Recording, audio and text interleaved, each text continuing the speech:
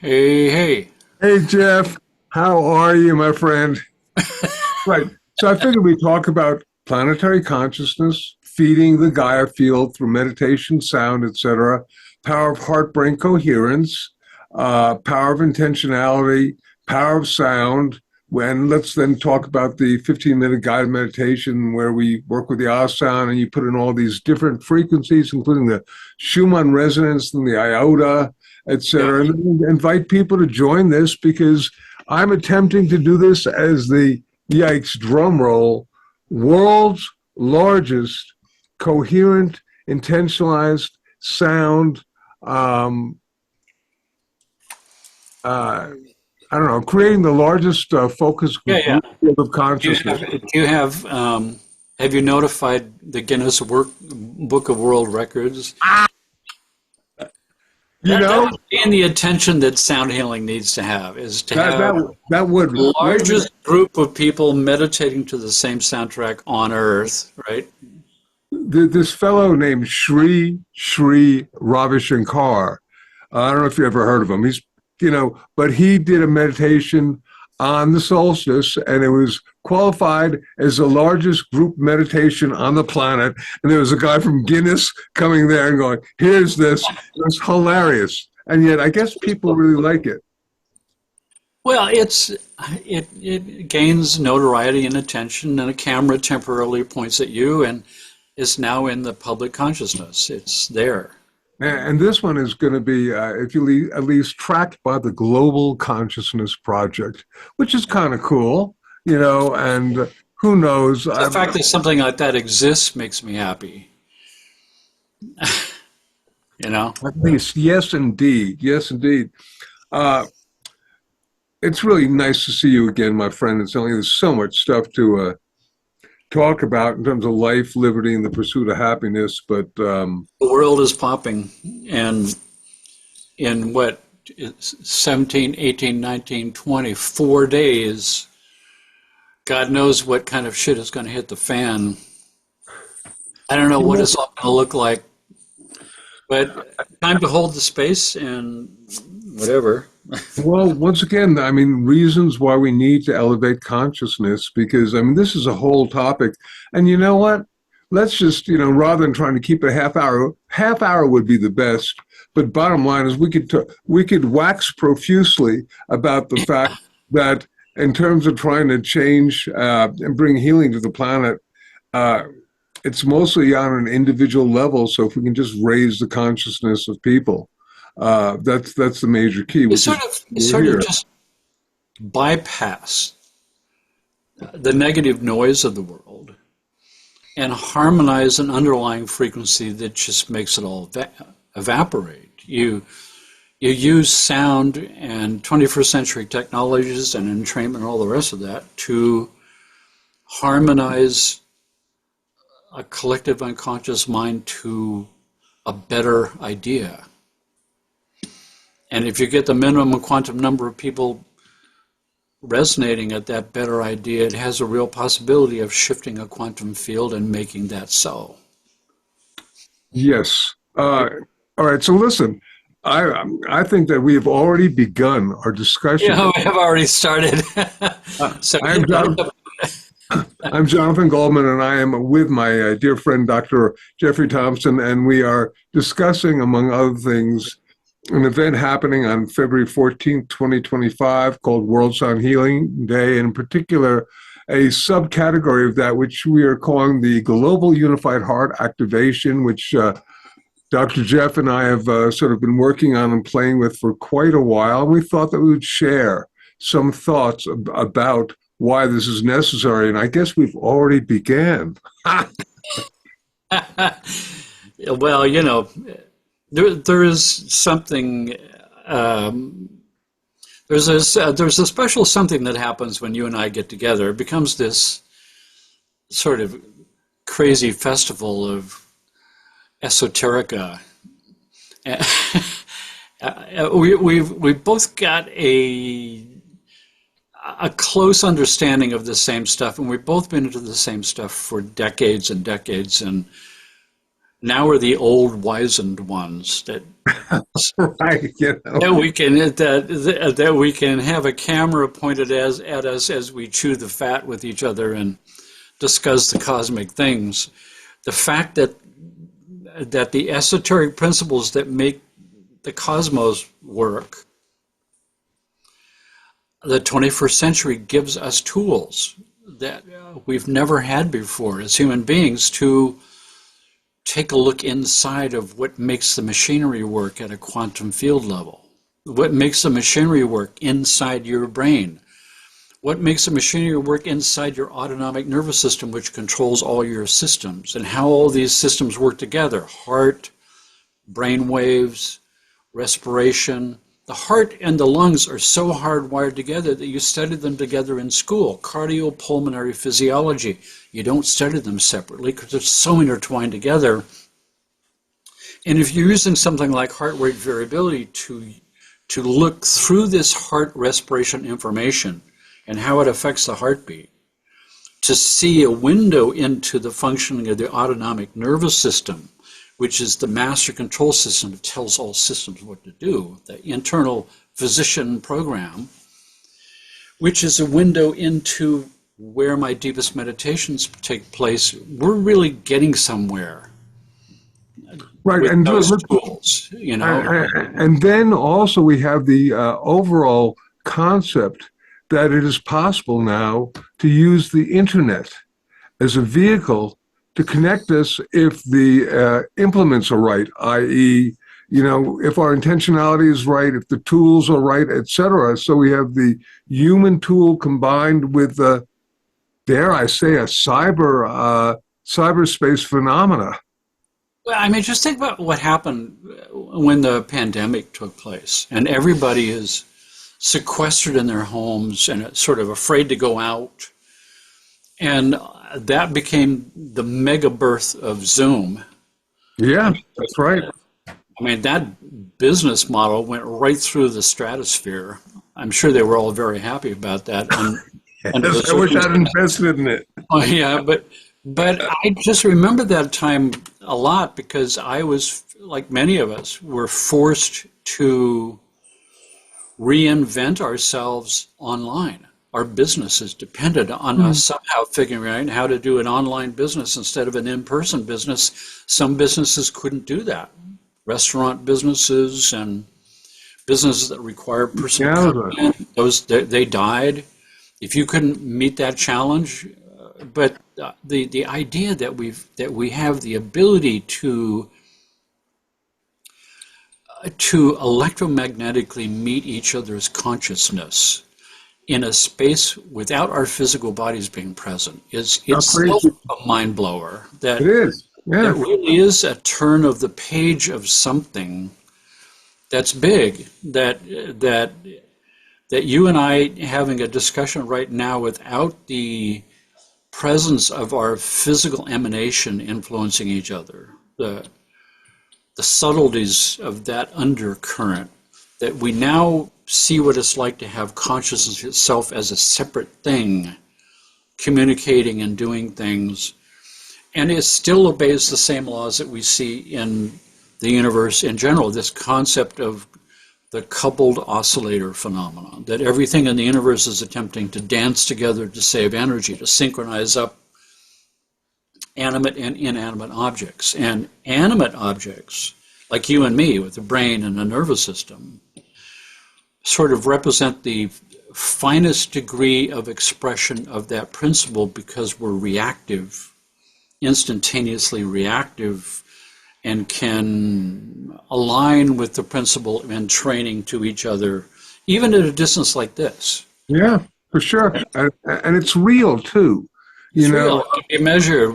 You and I can both have EEG hookups right now, and we would watch our brains synchronize up together as we have these discussions. And if we push the envelope of that with something sophisticated like brain entrainment technology, so we're both sitting here with headphones on with some kind of soundtrack that's entraining our brainwaves, and we're both listening to the same soundtrack. Mm-hmm. we accentuate that scientifically so that now we really see an alignment of our brain waves and our states of consciousness coming together. And if we do that meditating together with a purpose, and we do it with 30,000 people, there's power in numbers. And there's the 100th monkey idea is a real thing that. For sure, Jeff, I just want to suggest that in ancient traditions, the energy of sound, whether it's perceived of as the throat chakra or whatnot, but was always the connecting link between the heart and the mind. So if we bring in the aspect of sound, that is perhaps one of the major key ingredients that I'm really glad that we're purveyors of this sonic wisdom, because it's going to get picked up more and more. Sound has stood the test of time in every culture as the premier number one tool to cut through. And the interesting thing about the use of voice, the chant, the idea of chant, that activation of taking a breath, which changes your heart rate because they're linked together, right? Changes autonomic function, right? Automatically taking a breath and blowing that breath across my vocal cords and making a sound and controlling that sound is a function of the parasympathetic nervous system and the vagus nerve. The vagus nerve is what supplies the voice box. And so I'm really creating a full circle here. If I use my autonomic nervous system down the vagus nerve to activate my voice and take a breath, which changes my heart rate, which changes the autonomic, and do a chant, and the chant cools me down and slows my heart rate and respiration. This whole thing is part of a something that's big, it's huge, and people have been using it for tens of thousands of years automatically and intuitively, and now we can measure it with science. It's all very cool. Great time to be alive, 21st century, you know. And we have that feedback loop that is occurring. You make a sound, I hear it. I make the sound, you hear it. We make the sound together. We entrain on all different levels. And despite the fact that we are not in the same place, we are somehow co-creating a field together. A field. And since in reality, from a quantum physics standpoint, you're not over there and I'm not over here. Right? That's an illusion. You know, when I really learned about that was my work with Cleve Baxter. Cleve Baxter was a fellow professor at this college that I taught at, California Institute for Human Science. Cleve Baxter, by the way, is the father of lie detection. Yes. It's the Baxter technique that's used in lie detection with the chart recorder and the heart rate monitors and all of that, the galvanic skin response. When he did his work with, that resulted in the book called The Secret Life of Plants. That's right. That's right. Where he recognized that he hooked a plant up to the galvanic skin meter to see if there would be more conductivity through the leaf when the water reached up through the leaf. He damaged the leaf, and the plant screamed and had a stress response on the chart recorder, which is not possible because it doesn't have a nervous system, and he hadn't watered the plant. So that opened a whole new field of biocommunication of all life forms, including plants. Or fraudulent claims, right? People go, this is impossible, right? It's impossible. There it is. The measurement is there. So the next thing is to realize that if you turned it into an experiment and went to damage the leaf to see if it would scream again, then all he had to do was his intention of harm made it scream. He didn't actually have to damage it again. Just the intention of harm would do it, which is some kind of biocommunication at a distance, which is mind-blowing, with a plant. His work that he was doing when I knew him, when we were both together as faculty members, was with human cells scraped from your cheek. That's living leukocytes with DNA inside, and you put those in a beaker of saline solution at body temperature so they stay alive, and you put silver electrodes down there that become the galvanic skin meter. and the person that you took the scraping from is now in another part of the building behind closed doors, hooked up to a lie detector machine. And when you put electrical current through the cells to harm them, that person has a stress response 350 feet away behind a closed door. Mm-hmm. Then when he separated him by 350 miles, timed against the atomic clock in Cheyenne, Wyoming, accurate 1 second in 10,000 years or something, the phenomenon is outside of time. I push the button, harm the cells, you have a response 350 miles away that is outside of time. This is spooky action at a distance. This is a quantum non-locality event in the macro world where they say it doesn't happen. And what that proves is that it's an illusion that my body starts someplace and ends someplace. That what apparently is the edge of my skin is just the edge of a infinite number of nested standing waves stacked together according to music theory of harmonics and overtones that look like a solid thing, but it doesn't end here. It keeps going in a less rarefied form to the ends of the universe, right? This is just a local accumulation of standing waves, but the standing waves go everywhere. So listen, we could then speculate that not only do we have consciousness, but there is some sort of consciousness inherent with plants and animals, and perhaps the entire planet may have its own consciousness. Let's talk about planetary consciousness for a moment. Yeah, you're getting close to the discussion of Rupert Sheldrake and the morphic field. And the Upanishads and the Sutras of Patanjali in Sanskrit 4,000 years ago that talked about the fact that there is a universal field of consciousness, and all of us are local knots of accumulation of consciousness out of that total field. Carl Jung called that the collective unconscious mind. But back in the Upanishads, it was you have an infinite field of God mind that has been going forever in a perfect state of bliss. And then God mind decided to do something different because it's the greatest mathematician and the greatest artist and the greatest musician and the greatest explorer, and and so it decides to do something else. Take a vacation from godhood. And kabang, here we are. This is a vacation from godhood where the infinite field mind divided into an infinite number of finite parts, and each part became an aspect of a shard of the total personality made manifest. And then each of those pieces became a you and a me and everything else that is out there, and was caused to forget your true nature and begin the greatest story of all time, the greatest heroic journey of all time to find out the true nature of your soul, and all come back together into the grand God mind again, and then split apart again in a rhythm and an oscillation of the biggest sound of Om that could ever be, right? So listen, with that in mind... With that, I like that. With that in mind... we can perhaps agree that there is a global consciousness, and one of the key ingredients, if there is that, is how is this consciousness, how is this field being fed by ourselves who are, shall we say, co-creators and participants in it?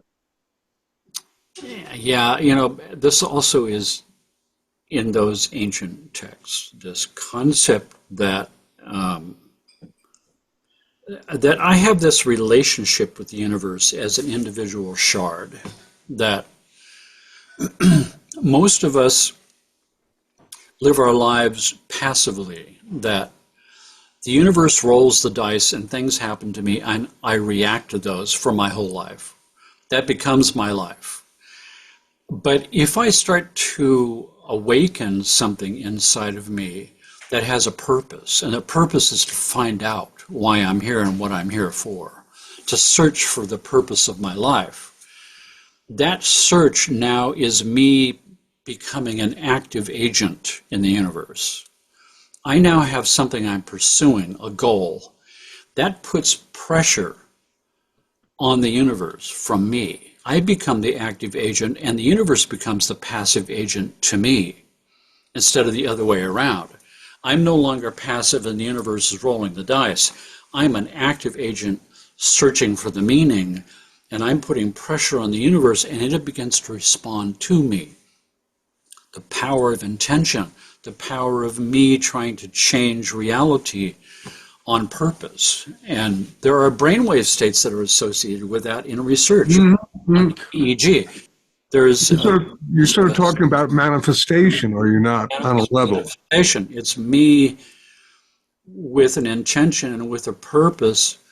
The universe dances with me and says, oh, that's what you want? No problem. It's sort of like the Kahunas had that idea really well, the concept of the Kahuna prayer, that God grants all prayers. My present experience is what I've prayed for in the past. Prayer happens before a thought.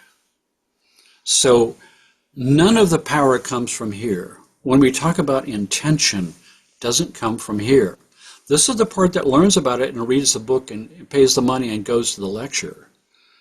But it has to transfer that to here under the hood. It can't be a thinking process that's in time. It has to be now synchronized up with a moment that's before a thought. It's an emotional visualization of what I want. God says you can have anything you want. All you have to do is ask for it without words before a thought. So it means that I have to have a vision of what kind of world I would like to live in, what kind of life I would like to have. If I want to get healthy, if I'm sick and I want to get healthy and I have a visualization program, my visualization can't be, I don't want to be sick anymore. It has to be me visualizing me as a healthy person and putting that coat on and getting that self-view of myself and exercising that self-view. Because the self-view I currently have is a sick person who's looking for an answer.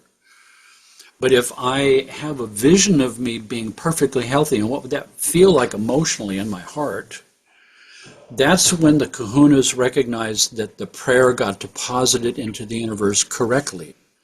Visualization before a thought with emotion was the key elements that deposited, and then the universe would manifest that for you. So what happens if you've got 30,000 people doing that, and you align the intention, and you use brainwave entrainment to entrain everybody's brainwaves to exactly and precisely the same brain state associated with that? Now we're using science in the 21st century and meditation and consciousness in a new format that's never been possible before. Human beings should always use all the tools at your disposal. Mm-hmm. We have created a recording which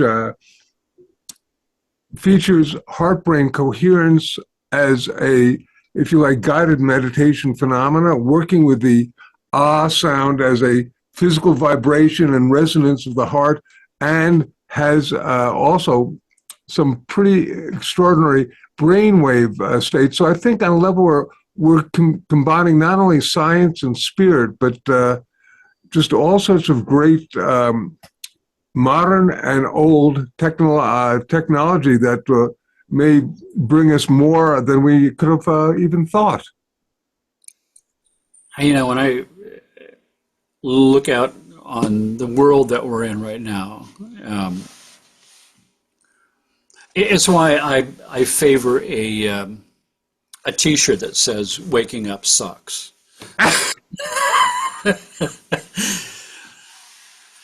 Because when you wake up, you see all of it. You can't not see it when you're awake. And with waking up comes responsibility. That it's very difficult to wake up consciously as a conscious being and see suffering and ignore it. It seems to be you wake up and find yourself in a world that has been stolen by bad guys. corruption is everywhere, that money exists, that human beings without the money thing are incredible people, beautiful people. Everybody's got the same stuff going on.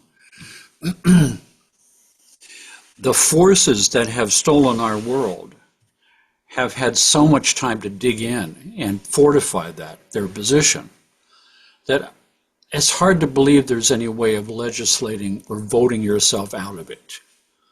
But this may be why, Jeff, this may be why ultimately I'm in agreement. I just want to suggest that this may be why consciousness needs to shift and change, because the elements that deal with power and greed rule all. I don't know how you can change that unless you begin to change consciousness, because it's literally, for many people, it's almost ingrained from get-go. I think it's the period of time. This is a recurring theme throughout all of history. Yeah. Right? The balances, the scale balances, the dark side gets higher and the light side gets higher, and right now the dark side seems to be higher. And what that does is it calls forth, it's like spiritually our backs are against the wall. There's only one solution left, which is we come together as conscious people, a conscious spiritual community, and we align our spirit together, our consciousness together, to shift and change the quantum field. Yeah, that's it.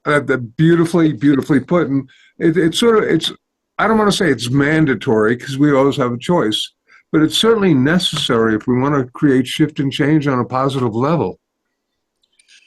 And we're in a perfect time. This period of time in the 21st century, there is a huge population of conscious people who get what we're talking about. Mm-hmm.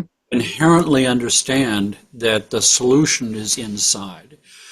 And as the solution is not just inside me. Yes, I do have to change myself, and that causes a ripple that changes my world around me. But there's power in numbers, and the concept of the 100th monkey idea, when you get the minimum quantum number of people aligned together consciously for this purpose, you have a real possibility of making change in the quantum field. It's sort of like a group mind spontaneous remission of the cancer of the 21st century. That the tumor just disappears. Yes, and sometimes it can instantaneously disappear. Instantaneously, yeah. When somebody gets the inoperable brain tumor that just disappears, and the next look at the x-rays, scratching their heads. Here's an interesting question. How long did it take it to disappear? Did it gradually just go away over a few hours, or was it like... Yeah. Well, it's a quantum shift that reality shifts and changes. I actually have been checking out a couple of pretty well-known teachers in this era, and they come from very, very, very different points. But they're both saying ultimately that being in the moment and change occurs almost instantaneously, and it happens in the now.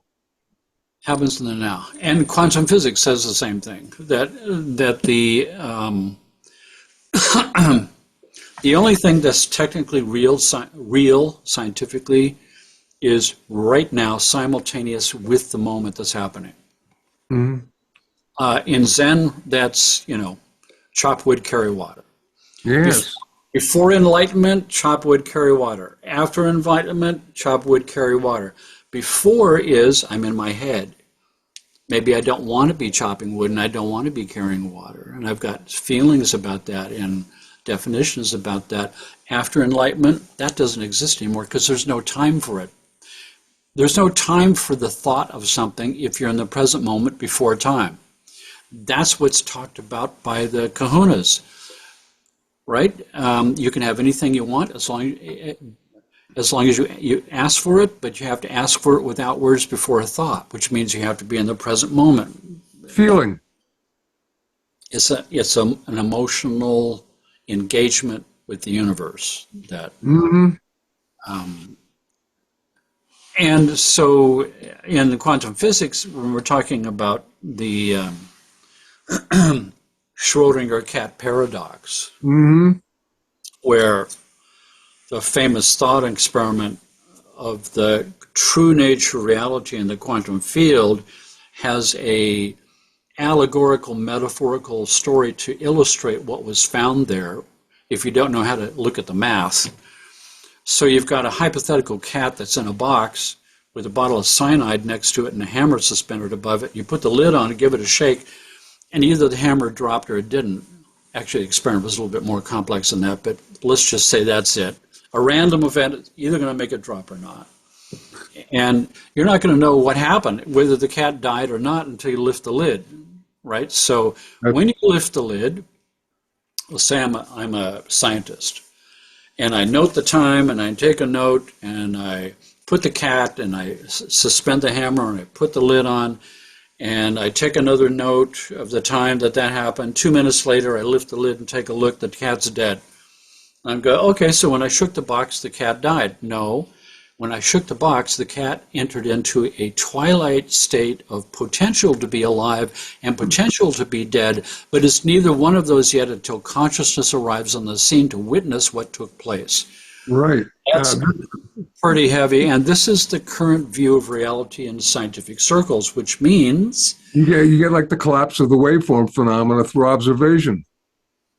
That there's no objective universe, that we are manifesting this universe moment by moment. There is a scientist here in San Diego who is in that film, What the Bleep Do I Know? You know, the white hair, Fred Allen Wolf. Yeah. He wrote a book called Star Wave, and in that book he's taking on the Schrodinger cat paradox. He's going, this whole thing about living in dead cats, I mean, it's too abstract. How do I apply that to my life? What does it mean? So he reinvented it. And the reinvention is the next moment from now is the closed box.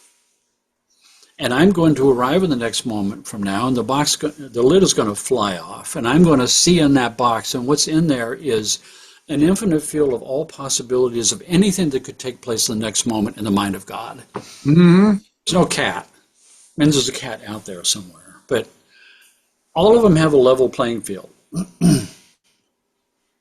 The question is, how come the next moment from now is a continuation of this moment always? Why is it always my next word, and you're sitting there and I'm sitting here and people are listening? Why is that over moment by moment by moment, you and me saying words?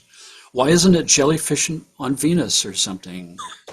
If they've all got the same probability, why is it this one? And the answer is in the Sutras of Patanjali. It's a 4,000-year-old, old Sanskrit text that when consciousness arrives on the doorstep of the next moment from now and steps across that and sees the infinite field of all possibilities, I'm not coming with a clean slate. I'm coming with an expectation that there's going to be my next word because I'm in a body and you're in a body and this is what reality looks like. We all agree that this is what reality looks like, but it has no independent existence aside from our belief.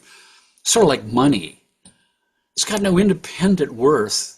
We all believe that money has worth, therefore we exchange it. We all believe, I believe that I'm 77 years old and look at all my stuff. I can prove it. I've got photographs. I can talk to my son. He'll come and swear on a Bible.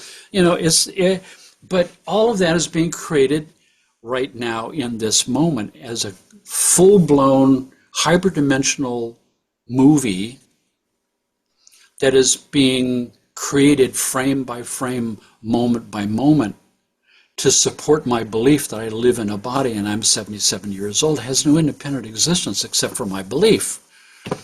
Or that I'm 77, I've got an inoperable brain tumor and I'm going to die. Yikes. But if something inside of me happens, if that penetrates into my heart to a deep enough place in myself where something in my spirit stands up and says, no, I reject that idea. I'm not going to be that kind of stupid statistic. That is not going to happen in my world, and therefore I make a different decision and can see emotionally me without the tumor, and wham, that's the spontaneous remission. Would you perceive that so much of the reality that we encounter is based upon our belief system? I think it all is. And I'm not the only one. That is, the scientific community believes that. There was 5 or 6 years ago, the scientific community had a press conference. Here's the newest view of the scientific community of the nature reality. Consciousness is a requirement for reality to exist. And the future creates the past. I mean, wrap your mind around that one. Put that in your pipe and smoke it. I mean, so here's the first part is consciousness is a requirement for reality to exist, where that my belief system is what's creating this next moment to confirm to me that reality looks this way. But if I shift my belief system, reality can shift just as quickly. Tumor can disappear. Number two, when I put the cat in the box and I shake the box and I 2 minutes later lift up the box and look and see a dead cat, and I'm going, okay, 2 minutes ago when I shook the box, the cat died. No, 2 minutes when I shook the box, 2 minutes ago when I shook the box, the cat went into the twilight zone state, and it's only now 2 minutes later when I lift the box that I popped into existence the past event. Jeff, I think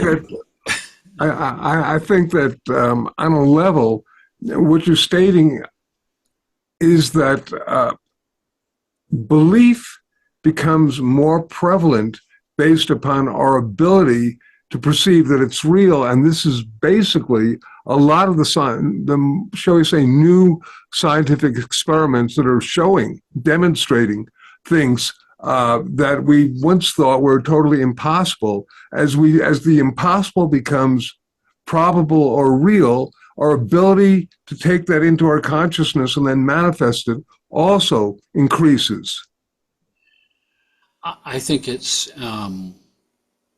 these things have been said for thousands of years. This was the common knowledge of the ancients. We lost it. We're coming back to it artificially through our technologies.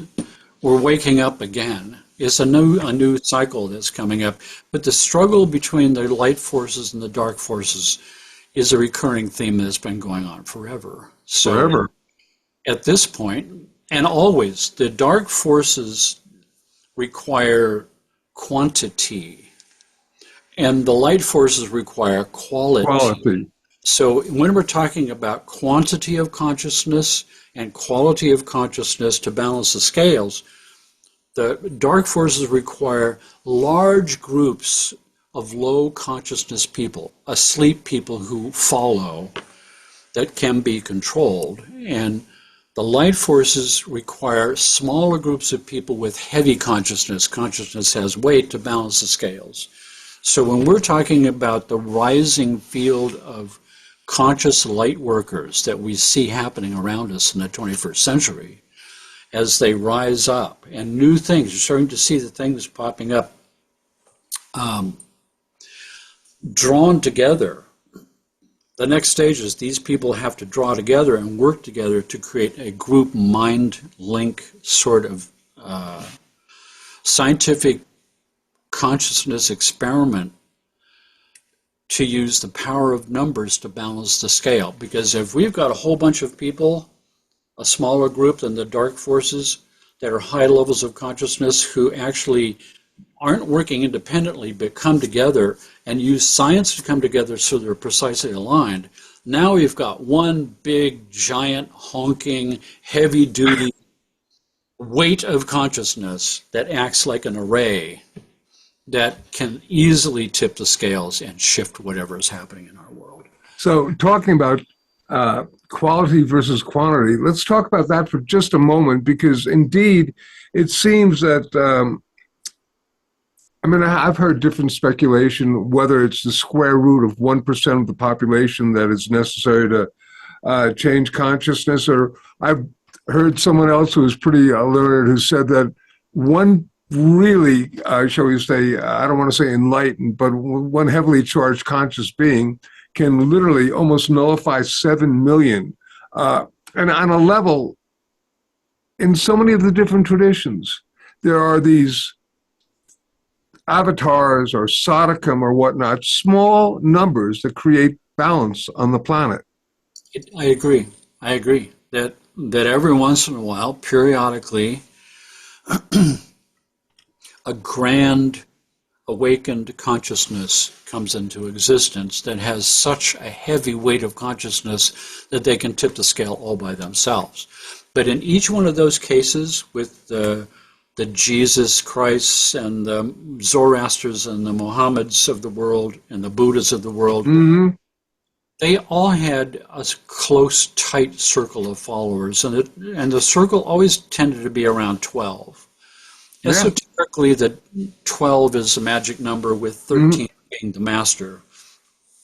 So the minimum required number of consciousnesses that are already closely aligned that come together could open higher dimensions of a window to access the universe energy field and make change. Back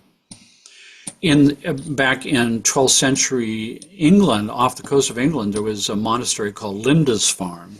Mm-hmm. And that was an Essene Gnostic esoteric Christianity school who understood that principle, and they were actively coming together to meditate to change the course of reality by two or more gathered in his name, except it's 12. And that was during the time of the Dark Ages. That was the time of the Inquisitions. That was a dark time in history. And what was the result of that was the first revolt against the Church of England and the Pope, and the arising of the Protestant movement, and that split into all kinds of factions, and that was my upbringing. I was a military kid, so I was, a Protestant and a Presbyterian and a Lutheran and a Methodist and an Episcopalian, and you know what I mean. Then in the '60s there was a guy named Erwin Thompson, and Any relation? all us Thompsons are related. But he was a contemporary of Richard Alpert and became Baba Ram Dass and Timothy Leary and Gunther Weil, these psychiatrists that were dealing with consciousness and psychiatry and sacred medications, the whole explosion of the consciousness movement at that period of time. And he was forming what he called Lindisfarne II, taking the highest consciousness minds of the 60s in northwestern Massachusetts and aligning them together to change the course of human history, which at that time was Richard Nixon and the Vietnam War and all of that dark energy, to shift that and to exemplify the idea of world peace and make love not war and whole foods and save the planet. All of that sort of spun from that period of time. So in a sense, that's my take on the creation of something called Lindisfarne 3, which now can use precisely tuned brainwave entrainment pulses with large groups of people to truly and really align brainwaves to exactly the same state. And which brings us, if you like, getting back to the global mind link phenomena, or as we have the global unified heart activation that's happening on February 14th. And I want to just invite anybody who's watching this who's interested to somehow, Jeff and I will be able to guide you to where that's happening. It's an hour-long program that should be cool. And at the top of the hour, there's going to be about a 15-minute global guided meditation that once again has just some heart-brain coherence, if you like, guidance. We'll be making the ah sound. We'll have these great frequencies that are like encoded with the energy of the Schumann resonance and other things to really bring us into very deep states of consciousness. And the idea is that if enough of us do it, we can feed the field and make a real shift and change in the planetary consciousness. And I was thinking, Jeff, if that happens, and if it's big enough, we won't even know what happens, whether or not it gets registered, but the change will be instantaneous. And it's like it will almost always have been there.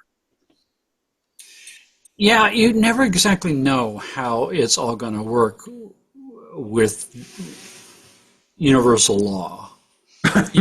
You could drop a big boulder in the pond and create a monstrous ripple, and the ripples move out and make change. But the change from a universal timescale may not be the timescale that you're expecting. It may not be an instantaneous removal of the tumor. No? You will see what's going on in the news. You'll see. Like, Nothing may happen. Nothing may happen. Ultimately, I mean, you can have a little bit of a splash, but it may not happen in the way you presuppose. That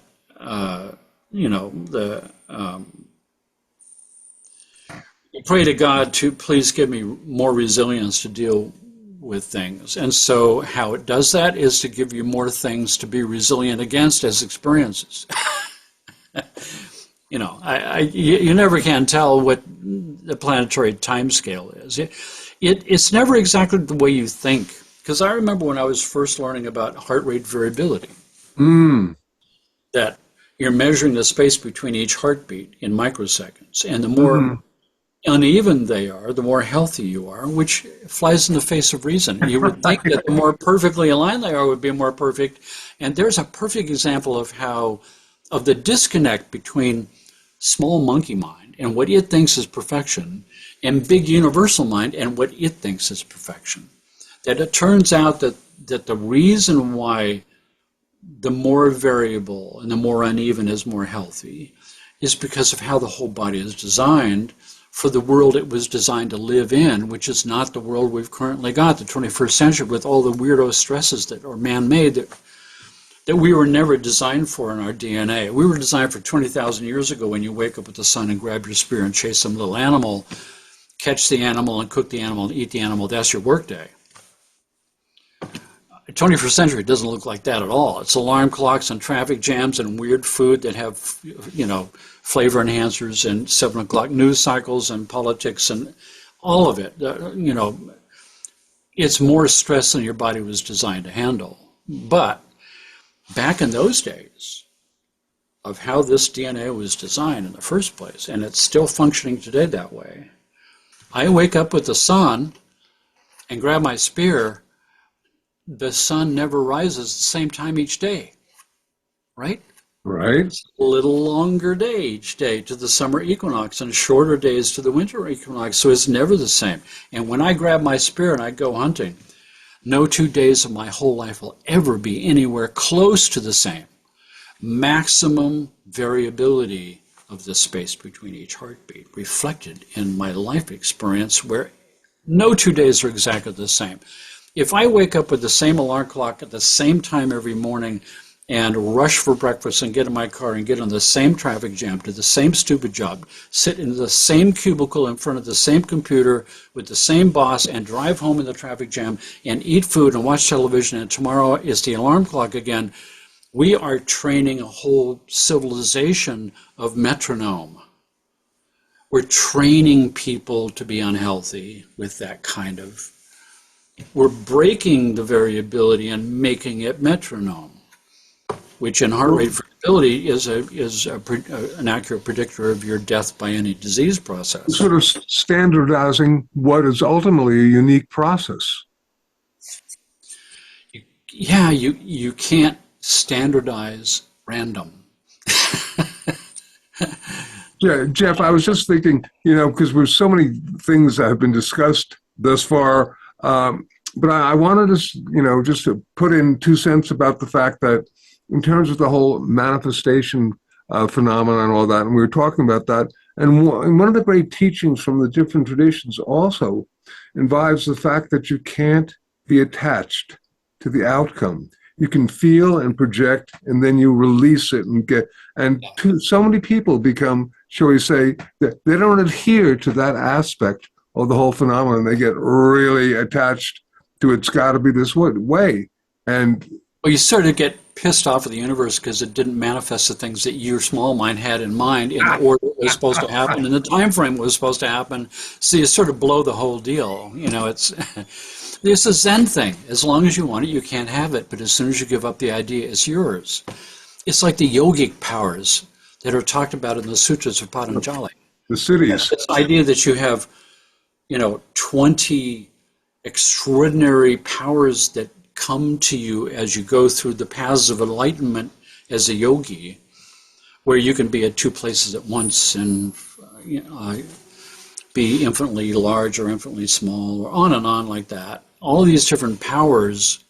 And at the very end is the teaching that the powers, as magnificent as they are tests of spirit. You're not supposed to be distracted by these powers. You're not supposed to use the powers.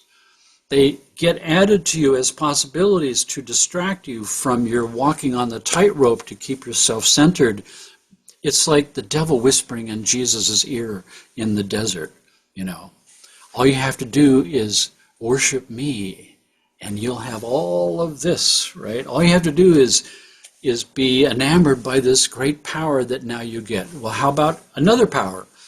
Well, how about another power? We're now at 11 powers and counting, and 12 powers and counting, and you're going, no, get thee behind me. It's this. It's all a test for me to stay centered. So if I am going to try to imagine the perfect world that I want to manifest, we're now into the realm of the Faustian bargain with the devil, where the devil grants 3 wishes, and the first wish is for something magnificent, but the devil has a way of twisting anything you wish for so that it becomes a negative thing. Like, I want to be the richest man in the world in gold bullion, and nobody has to be harmed in order for me to get it. And poof, there I am, surrounded by gold bullion, but I'm on the moon. I forgot to specify which world. So my second wish is always to get out of the first wish. And the third wish is always realizing that you are not smart enough or evolved enough to beat the devil at his own game. That the only thing you can do is to release all of it and turn it over to the universe at large to use you for the highest purpose for which you have been created. You don't necessarily know what that is. I surrender myself to be used for my highest purpose. And now you're letting God and the devil duke it out. You just stepped outside of that arena. And that might be what a global mind link needs to be as the visualization, is that we as a collective consciousness need to surrender whatever ideal we've got and allow the universe to move through us with its highest possible purpose for why we would have been created. Yes, I think we've got to, if you like, release the outcome and just feed the field with as much positive, compassionate, gratitude, manifestation energy so that whatever's for our best will occur, and just trust on that level. Surrender, trust, and gratitude. Yeah, I really believe that's where it's at. And it's an old story. Yeah. It's not a new story. This is a story that's been told many, many times. It's not just the Faustian bargain, but it's in all kinds of literature stretching back. Even the I Ching, the oldest text on earth, 5,000 years old, talks about the same thing. It talks about the way of the superior man versus the inferior man. Yes. Person who takes the high road, and the high road is always surrender to what the universe has in mind, which is way bigger mind than whatever mind I can possibly muster up on my own. Beautiful. Jeff,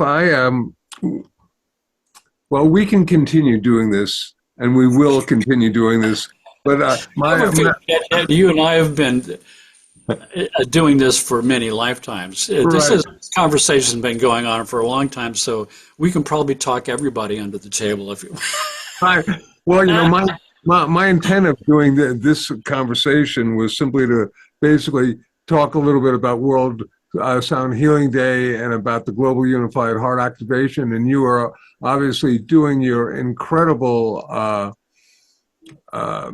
heart-mind links. So, I mean, we're here for the purpose of shifting the planet. And folks, join us. whenever you can. We're going to be back in touch with each other to talk about more things, because my intention was basically just focus on the global unified heart activation, and we went all sorts of places, which we normally do in conversation. But all of it relates to what you're Exactly. asking. All of it does. That. So yeah, Jonathan, I love you dearly. You're an old soul and an old spiritual brother to me. You're the brother I never had. Well, I feel that way too, and want to continue these conversations. And we have these more frequently, and I decided, hey, let's see what will happen if we sort of make this accessible to our audiences and see how they respond. So, folks, we hope you like it, and if not, blessed be, because we only do what we can do. Yeah, and hopefully after this mind-heart activation thing that we do with a group MindLink and listening to a soundtrack, it's going to be best to listen to that soundtrack with headphones, because then you'll get synchronicity where the aha thing happens. Just as a word, but you also created it, so just listening to it on kind of a set of speakers will be helpful. It'll still work. It'll still work. Because I've been listening to it, and it definitely puts you into an altered state without headphones. Headphones are much better, but still, sound is good. Particularly, sound is good. There's a T-shirt. I like that T-shirt. Sound is good. It's good. And so many other things we can talk about in terms of also we're working with the highest quality sound that is going to be used on this, simply because, as we've talked about before, the more compressed the sound, the less the ability of it to really shift and change not only consciousness, but really cellular level and all sorts of other stuff. It's lessened. So, folks, try to get good speakers and use good sound. Yeah, I agree. So anyway, this was great. Thanks a lot. Let's do more. Let us do more. And everyone, tune in 11:30 to 12:30 Eastern Time on February 24th for the Global Unified Heart Activation. With our light, our love, and our sound, we can make a difference. We have a choice. Jeff, thank you so much, my brother. It is just a blessing. Yeah, cool. This is great. Let's do this again soon. Okay? Yeah. Just talking. If that doesn't turn people on, then you might as well just give up. That's right.